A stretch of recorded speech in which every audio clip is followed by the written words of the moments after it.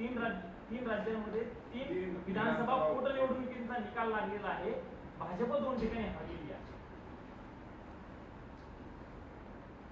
नक्कीच 3 पोटनिवडणुकांचे जे निकाल लागलेले आहेत त्याच्यामध्ये आश्चर्य वाटावं असे हे काही निकाल नाही. बिहारमधली जी जागा आहे कोणती, बांकीपूर, जी भाजपचे राष्ट्रीय अध्यक्ष नितीन नवीन आणि त्यांचे वडील हे 1995 सालापासून ती जागा जिंकत आहेत आणि हा भाजपचा गड असलेली जागा भाजपनं प्रशांत किशोर यांच्याकडून गमावली. या जागेबाबत भाजपला किती आत्मविश्वास असावा. तर भाजपचे नेते रविशंकर प्रसाद काय म्हणाले प्रचाराच्या दरम्यान की बांकीपूरला कुत्ता बिल्ली, कुत्रा आणि मांजर जरी भाजपनं उभं केलं म्हणजे पहा किती मतदारांना गृहीत धरतात. कुत्रा आणि मांजराला जर उभं केलं तरी लोक कुत्रा आणि मांजराला मत देतील भाजपच्या. हा अहंकार लोकांनी मोडून काढला. त्यानंतर मध्य प्रदेशमधली दतिया विधानसभा ही काँग्रेसचीच होती. ती जिंकण्यासाठी भाजपनं साम दाम दंडभेदाचा वापर केला पण काँग्रेसने ती जागा जिंकली. गुजरातमध्ये जागा जिंकली त्यात काय विशेष नाही. या 3 पोटनिवडणुकाचे निकाल त्यातले 2 महत्त्वाचे आहेत. त्याच्यामुळे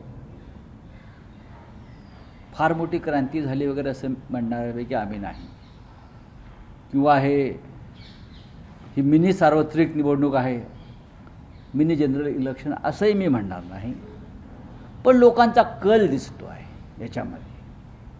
मोदींची किंवा भारतीय जनता पक्षाची लोकप्रियता किती खाली घसरली आहे हे तुमच्या बालेकिल्ल्यातल्या पराभवातून स्पष्ट दिसत आहे. विशेषतः बांकीपूरमध्ये 95 पासून जो गड आपल्या ताब्यात आहे तो तुम्ही टिकवू शकला नाही. त्याचा अर्थ 64% लोकांनी आपल्या विरोधामध्ये मतदान केलं आहे, जे आतापर्यंत भारतीय जनता पक्षाला मतदान करत होते.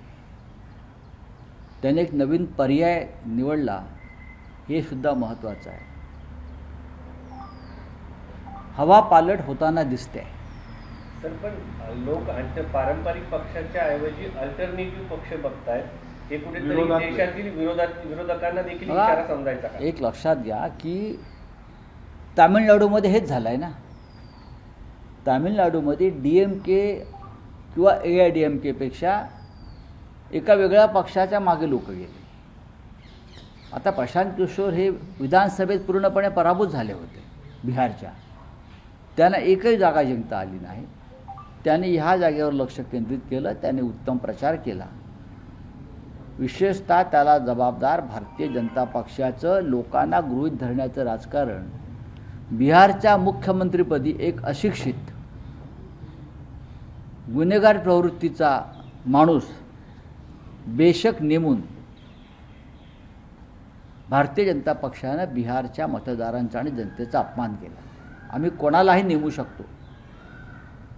तेच त्यांनी पश्चिम बंगालमध्ये केलं. एक भ्रष्ट कॅमेरासमोर पैसे घेणारा आणि त्याची खिल्ली मोदींनी उडवली. त्याला पश्चिम बंगालमध्ये मुख्यमंत्री नेमलं. महाराष्ट्राच्या मंत्रिमंडळामध्ये अशा प्रकारचे अनेक गुन्हेगार आहेत. गुंडांची टोळीच चालवत आहेत देवेंद्र फडणवीस कॅबिनेट म्हणून. हे आम्ही वारंवार सांगतो आहोत. तरी भारतीय जनता पक्ष मतदारांना गृहीत धरत आहे आणि अशा प्रकारे नेमणुका करत आहे. त्याचा हा फटका बांकीपूरमध्ये 100% बसलेला आहे. जंतर मंतरवरती झालेल्या आंदोलनाचा देखील नक्कीच मी सांगतो ना. देशात सध्या जे वातावरण आहे, मी काय म्हणालो की मोदींची लोकप्रियता, भाजपची लोकप्रियता ही किती घसरली आहे त्याचं बांकीपूर हे उदाहरण आहे. जी जागा 95 पासून आपण सलग जिंकताय आणि भाजपचे राष्ट्रीय अध्यक्ष नितीन नवीन त्यांची रिक्त जागा जी त्याने आधी 40,000च्या फरकानं जिंकली जागा आहे. तुम्ही राष्ट्रीय अध्यक्षांची जागा जिंकू शकले नाही का? 3 गोष्टी आहेत. जंतर मंतरवरचं झेजीचं आंदोलन,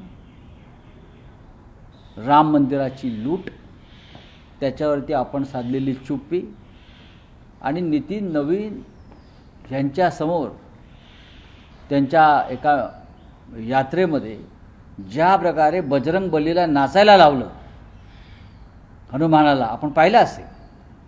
हे लोकांच्या हृदयापर्यंत भिडलेली गोष्ट आहे.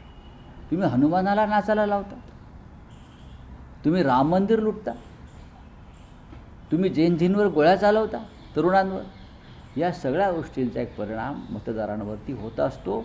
आणि बिहारची जी जनता आहे त्यांच्या DNA मध्ये, त्यांच्या मातीमध्ये पॉलिटिक्स आहे.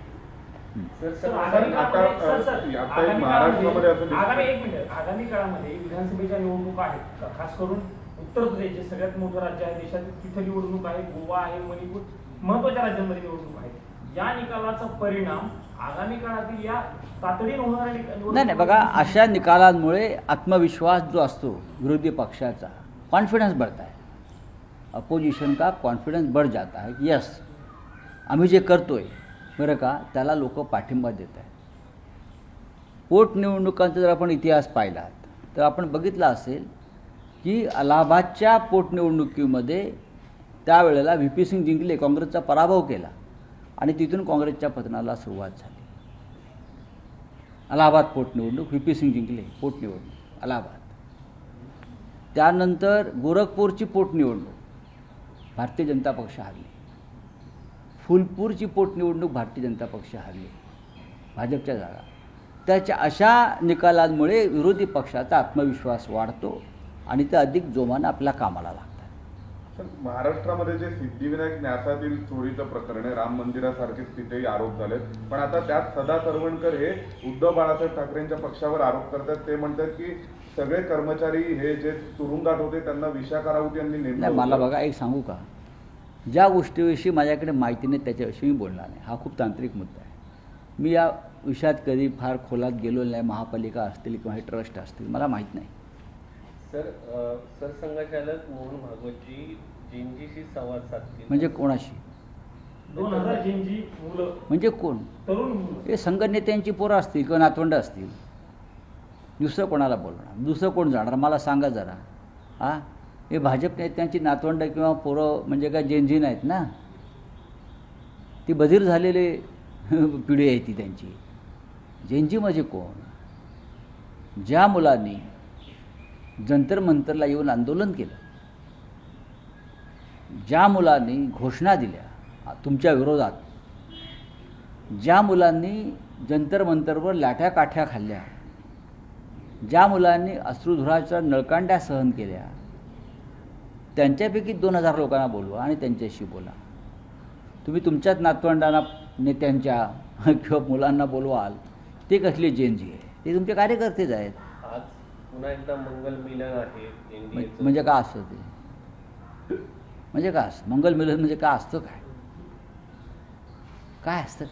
भाजपच्या राज्यात काय मंगल राहिलं आहे का? ते आपापसात मिलन करतात. हाँ, क्या असतं मग? कौन सा मंगल मिलन चलता है? क्या है? बीजेपी के राज में क्या मंगल होता है क्या? आज आमच्यासाठी सुप्रीम कोर्टामध्ये जो खटला चालू आहे आमचा आज, तो अत्यंत महत्त्वाचा आहे. सुनावणी सुरू आहे कोर्टामध्ये. पार्लमेंटला काल एक बिल पास झालं लोकसभेला, सुप्रीम कोर्टच्या जजेसची संख्या वाढवण्याबद्दल. आमची अशी मागणी आहे, भूमिका आहे की सुप्रीम कोर्टच्या जजेसची संख्या वाढवण्यापेक्षा सुप्रीम कोर्टात जे जजेस बसलेले आहेत त्यांनी राजकीय दबावाखाली काम करू नये, तारखांवर तारखा देऊ नये आणि घटनात्मक विषयाबाबतचे खटले हे कालमर्यादेत सोडवावेत, फास्ट ट्रॅक कोर्टाप्रमाणे. जसं आमचा खटला 4 वर्ष चालवत आहेत. 5 मुख्य न्यायाधीश बदलले, लाज वाटली पाहिजे. सर, काही देशांमध्ये घटनापीठासाठी वेगळे न्यायाधीशांची नियुक्ती केली आहे. असे काही कायदे आणले पाहिजेत ना. जजेसची संख्या वाढवत आहे, पण हजारो लाखो खटले पडूनच आहेत. सर, सुनेत्रा पवारांना पत्र आलंय निवडणूक आयोगाकडून खुलासा मागणार की तुम्ही घटना दुरुस्ती केली त्याचे. हो, पत्रास कारण की असं असेल एक पत्र. आता सुनेत्राताई वहिनी उत्तर देतील ना. पण कारण काय असावं की अशा त्यांच्याही पक्षावर आता काही नाही, आता मी कसं काय सांगू त्यांच्या पक्षातला काय घटना घडा.